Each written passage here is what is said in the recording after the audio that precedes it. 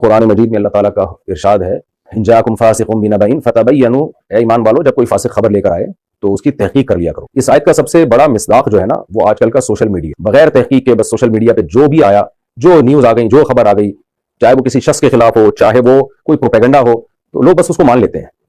और जब हम उस पर वजाती बयान देते हैं, वो वजाती बयान चलते नहीं है। नेगेटिव चीज जंगल में आग की तरह फैलती है, पॉजिटिव चीज ना फैलती है ना फैलाई जाती है। मैं देख रहा हूं काफी दिनों से सोशल मीडिया पे मेरी कुछ तस्वीरें वायरल हो रही हैं। मैं सना खान के साथ बैठा हूं, मैं कोई अपनी चौथी बीवी, कोई कह रहा है कि ये मुफ्ती साहब की चौथी वाइफ है, उसके साथ तस्वीर देखें।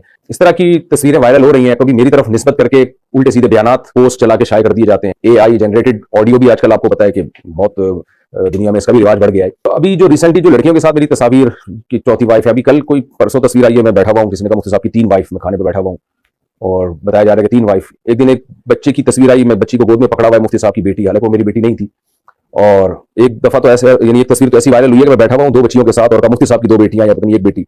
हालांकि मैं उन बच्चियों के साथ बैठा ही नहीं, मेरी बेटियां तो दूर की बात, वो बच्चियां भी, वो तस्वीर ही पूरी AI से बनाई गई थी। तो मैंने इस पर कोई वजाती बयान इसलिए नहीं दिया, मैंने कहा लोग समझदार हैं, लोगों को पता है कि हम क्यों ये काम करेंगे। लेकिन कमेंट्स देख के पता लग चलता है कि लोग शायद इतने समझदार हैं नहीं जितना हम समझ रहे हैं उनको, और प्रोपेगेंडे का शिकार हम बहुत जल्दी हो जाते हैं। चाहे वो कोई सियासी खबर हो, चाहे मुल्क के खिलाफ खबर हो, चाहे किसी शख्सियत की इज्जत उछालनी हो। तो जब मैंने कमेंट्स लोगों के बहुत सारे देखे और मेरे अपनों ने मुझसे व्हाट्सएप पे राब्ते करने शुरू किए, मुफ्ती साहब आपको तो ये नहीं करना चाहिए था, आपको तो ये आप पे सूट नहीं करता, उलमा का तो ये रिवाज नहीं है कि अपनी अहलिया के साथ और वाइफ के साथ वो तस्वीरें शेयर करें। तो मैंने कहा आपको ये कहा किसने कि ये मेरी तस्वीर है? तो हमारी दोस्तों में बहुत से समझदार लोगों को जब इश्कालात हो रहे हैं, तो मैंने कहा ये फिर आवाम बेचारियों का क्या हाल होगा। तो इसलिए मुझे ये वजाती बयान देना पड़ रहा है कि ये सब AI जनरेटेड तस्वीरें होती हैं, और आप गौर करेंगे तो उसमें आपको पता चल जाएगा ये हाथ मेरे हाथ जैसे नहीं है, मेरे हाथ ऐसे हैं, आप देख लें तो मोटे मोटे से हाथ आ रहे हैं। लेकिन मैं ये वजाहत इसलिए करते हुए डर रहा हूं कि ऐसा ना हो कि फिर AI से हाथ भी ऐसे बनाना शुरू कर दें, फिर आप कहेंगे जी मुफ्ती साहब उसमें तो आपके हाथ जैसे हाथ नहीं थे, हाथ किसी और के थे, मुंह आपका ला के फिट कर दिया, तो अब देखें हाथ भी आपके जैसे नजर आ रहे हैं। तो भाई हाथ भी मेरे फिट किए जा सकते हैं उठा के, तो AI से पूरा बंदा उस जैसा बनाया जा सकता है। तो खुलासा ये निकला कि ये लड़कियों के साथ, चाहे वो बुरके वाली हो या बगैर बुरके वाली हो, उनके साथ मैं तस्वीरें नहीं बनाता, मेरी आदत नहीं है। हाँ, बाद दफा ऐसे होता है कि एयरपोर्ट पे या कहीं भी किसी पब्लिक प्लेस पे ख़वातीन मुझे पहचान लेती हैं, तो वो अकीदत मोहब्बत में आके मेरे साथ सेल्फी ले लेती हैं। उनको मेरे लिए मना करना मुमकिन नहीं होता, वो खुद से ये अमल कर रही होती हैं। उसमें प्रॉपर वे में मैं बैठा हुआ नजर नहीं आऊंगा आपको कि बैठ के बाकायदा तस्वीर ले रहा हूँ। चलते फिरते कोई भी मेरे साथ सेल्फी ले सकता है, वो एक अलग बात है। लेकिन ये जो इस तरह की तस्वीरें आ रही हैं बच्चों के बारे में भी कि ये मुफ्ती साहब की बेटी है या ये मुफ्ती साहब की वाइफ है, तो ऐसी किसी तस्वीर पर आप यकीन ना करें। उम्मीद है इंशाल्लाह इसके बाद मुझे दोबारा किसी वजाहती बयान की जरूरत नहीं होगी, और मेरे इस क्लिप को आप वायरल करें, फैलाएं।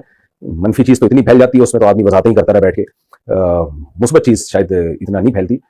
तो AI जनरेटेड चीजें हैं ये, इसमें बहुत एहतियात की जरूरत है। कोई ऑडियो आती है तो आप पहले तहकीक करें। कुरान भी कहता है कि इसको अहल तक पहुंचाओ, खबर को तहकीक करो। और हर चीज में मैं वजाती बयान भी नहीं दे सकता। अगर मैं यही करता रहूं तो फिर मेरा तो कोई काम ही नहीं रहेगा, मैं वजाती बयान ही देता रहूंगा, ये फेक है, ये फेक है, ये फेक है। तो हमें और भी जमाने में गम है भाई मोहब्बत के सिवा, तो आप खुद सोच लिया करें। और सिर्फ मेरे बारे में नहीं, किसी और आलिम के बारे में भी, चाहे वो हजरत मुफ्ती तकी उस्मानी साहब हो, मौलाना तारिक जमील साहब हो, और या कोई भी और दीगर हजरात हैं, या कोई सियासतदान ही क्यों ना हो, सियासतदान ही क्यों ना हो, चाहे आप उस सियासतदान के दुश्मन ही क्यों ना हो, तो फिर भी जब आपको अपने दुश्मन के खिलाफ भी कोई खबर मिलती है ना, तो आप पहले तहकीक कर लें।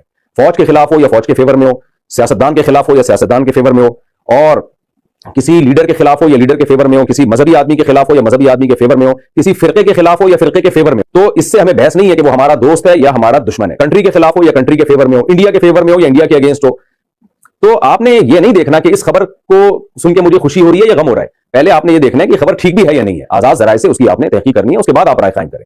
जज़ाकुमुल्लाहु ताला अहसन जज़ा।